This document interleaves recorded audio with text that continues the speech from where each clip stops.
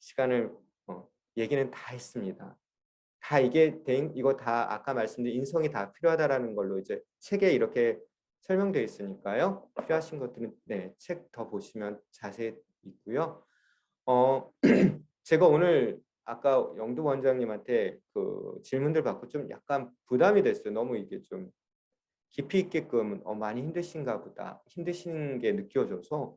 근데 제가 학생을 잘 모르고요. 아이를 만나본 게 없으니까 아이가 성별도 없고 정보가 저한테 아이가 어떤 아이인지를 제가 만나보고 제가 경험하지 않았기 때문에 어떻게 말씀드리기가 어렵고 부모님이 써준 그 질문에 있어서 이게 좀 애매한 부분들이 있어서 좀 크게 좀 오늘 좀 잡아드리면 전반적으로 여기 계신 분들한테 다 도움 될 것 같아서요. 이렇게 한번 적어봤어요. 부모님과 자녀의 시각차가 있는 것 같아요. 특히 공부라는 영역에 있어서. 어, 아이는 공부를 어떻게 생각하고 있을까? 초등학교 저학년 아이는. 학교에서 그냥 숙제 내준 거 다 하고 학교에서 진도 잘 따라가면 얘는 공부를 다 했다고 생각하는 거 아닐까? 근데 거기에 플러스 부모님은 더 뭔가를 주면 얘는 이걸 공부라고 느낄까? 아니면 뭔가 이제 스트레스로 경험하고 뭐 부담되는 걸로 경험할까? 이 시각차가 있는 것 같아요. 그리고 부모님의 목표는 있으세요. 진로 아이의 이제 진학. 여기 제 눈에 지금 아카라카 보여요. 이거 아카라카 인터넷 치면 아마 연대가 바로 연관으로 뜰 거예요. 자녀의 목표가 연대인지는 모르겠지만 이 아이가 진짜 연대라는 걸 알고 진로 진학이나 이런 걸 목표로 세우고 있는 건지 아니면 부모님이 갖고 있는 건지도 좀 이 시각차가 좀 조율이 된 건가? 공부에 있어서 이게 좀 약간 제한테 이렇게 좀 의문점이었어요. 그래서 이런 말들이 있잖아요. 아이는 놀기 위해서 태어난다. 미취학 아동들 보면 진짜 놀려고 태어난 아이들 같이 놀잖아요. 노는 게 위해서 태어난 아이들. 근데 부모님 입장에서 이제 학습이 들어가면 공부하기 위해서 태어난 것처럼 대하세요. 뭔가 시각차가 분명히 있는 것 같아요. 그리고 어떤 부모님들 이런 얘기도 하죠. 근데 어렸을 때 공부 잘했어요. 인지 능력 뛰어난 경우가 있는 것 같아요. 말도 빨랐고 뭐도 빠르고. 근데 어찌 보면 이게 부모님들한테는 자랑스러운 일이잖아요. 내 아이가 인지 능력이 뛰어나니까 얼마나 기뻐요. 좋고 수월하게 학습을 해나가는데. 근데 이게 초등학교 아이들 이렇게 만나다 보면 되게 원망스럽게 이야기하는 경우가 있어요. 가령 이제 특히 영재처럼 이렇게 이제 뭔가 이렇게 나타난 경우 부모님들이 이제 과하게 영재 교육을 시키신 경우가 꽤 있으세요. 오히려 그래서 아이들이 이게 너무 원망스럽게 이제 힘든 경험들을 한 거예요, 학습에서. 그래서 이게 좀 시각차가 확실히 있는 것 같아요. 그리고 부모와 자녀의 진짜 실제 약속들이 지켜졌는지도 궁금하긴 해요. 자, 네가 이만큼 공부하면은 이만큼의 어떤 것들이 있다라고 약속을 하시고 서로 조율되고 이게 지켜진 건지 아니면 어떤 아이들은 이런 얘기도 해요. 내가 다 해내면은 부모님은 분명히 엄마는 더 많은 것들 나한테 학습을 시킬 거다라고 얘기를 해요. 저한테도. 그리고 친구들한테도 얘기해요. 야, 너 공부 많이 하면 엄마가 더 많이 하게 해. 결국 부담으로 온다라는 걸 아이들이 알기 때문에 안 하게 되는 경우가 꽤 있더라고요. 그것도 한번 생각해 볼 문제인 것 같긴 해요. 그러니까 아이하고의 의사소통은 상당히 중요한 부분인 것 같아요. 특히 학습에 대해서는. 그리고 공부에 대한 부모와 자녀 개념 차이를 확실히 좀 이렇게 조율하실 필요가 있으실 것 같고요. 공부라는 개념을 아이들은 그냥 학교 학습을 제대로 완성하는 걸로 보는 건지 아니면 부모님의 목표에 따라서 영재 중학교, 영재 고등학교 뭐 하여튼 그다음에 이제 뭐 스카이 뭐 진짜 1% 아이들의 이거 가는 어떤 것들로 수순을 먼저 정하시고 아이를 대하시는 건지를 좀 보시고 좀 조율해 가셔야지 아이들이 좀 부모님하고 이게 협동하는 게 가능하실 것 같은데 이게 안 되면 음, 아이들이 나오는 태도는 뻔하지 않을까요? 저항하고 반항하고 부모님 말 안 듣고로 나올 것 같아요. 그래서 이 부분이 좀 같이 이야기되고 조율되고 하시면 좋을 것 같고요. 그 기본이 부모님들이 아이를 존중하면서 대화하는 걸로 가셔야 돼요. 그 대화법에 관련된 것들은 부모님들이 좀 찾아보셔서 아이하고 어떻게 좀 대화를 풀어갈지를 꼭 아시고 접근하시면 좋을 것 같습니다. 이거는 이제 학습의 인성이 이제 영향을 미친다라는 건데 한번 보시면 좋을 것 같아요. 제가 여기서부터 한번 보여드릴게요.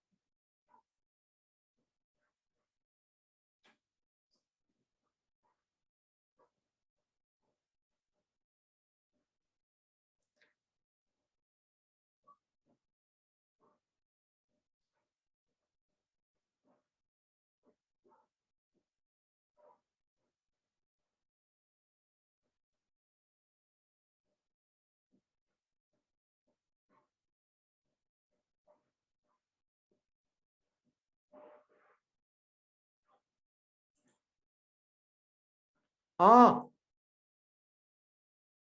어, 저 몰랐어요. 지금 봤어요. 죄송해요. 소리가 안 들, 왜 공유가 안 됐지? 아이고, 죄송해요. 이거 다큐 프라임에 있는 영상이거든요. 제가 다운받아 놓은 거니까 제가 좀 이따 이거 공유해 드릴게요. 그냥 클립을 한번 보세요. 유튜브에 있는 거 다운받아 놓은 거니까요. 격려해 주라는 거예요. 아이들의 능력이 한정돼 있지 않고 심지어 여기 뒷부분에는 그 얘기도 해요. 어, 지능이 올라간다. 이건 제가 신뢰하진 않아요. 왜냐하면 이분이 언론홍보 영상학부 심리학과 교수는 아니기 때문에 저희들이 봤을 때 지능은 정해져 있다라고 봐요. 특히 이제 타고난 지능이 있다라고 보는 거고 여기서 능력이 성장하고 지능이 올라가는 경우는 언어 지능 쪽이에요. 언어 지능은 실제로 인문학적인 부분이고요. 언어 지능이 많은 부분을 지능을 이걸 이야기하기 때문에 그리고 지능에 영향을 미치는 게 인성적인 부분이거든요. 그래서 이제 그 부분들 가지고 이제 지능이 올랐다는 얘기를 하는데 아이가 마음이 편해지면 실제 지능이 자기가 타고난 지능이 있을 거예요. 그 지능만큼을 쓴다라는 거고요. 마음이 힘들고 불편하고 우울하고 불안하면 지능을 자기가 타고난 만큼의 지능을 발휘하지 못한다고 보는 거예요. 저도 그렇게 보고 실제 지능 검사를 할 때 진짜 타고난 머리가 있는 아이들이 있는데 실제 이게 드러나지 않는 경우는 이 인성적인 부분, 마음이 영향을 미치는 경우가 꽤 많거든요. 그래서 이 인성의 부분에 여기 보시면 여기도 이제 통계가 있는데 이걸 한번 볼게요. 이거 소리가 안 들리는 거 죄송해요. 마음 교육 전하고 마음 교육 후에 아이들이 이제 비인지 능력이라고 하면서 이런 게 늘어났다고 이야기를 하고 실제로 이제 학습 모의고사 성적이 많이 늘었다고 얘기하는 거예요. 실제 인지 능력은 인성적인 부분에 많이 영향을 받아요. 특히 정서에. 그렇기 때문에 정서가 안정되는 거, 스트레스 대처 능력을 키워주는 거는 아이들한테 상당히 중요하고 실제로 집중력이나 몰입하는데 상당히 영향을 미친다라고 봅니다.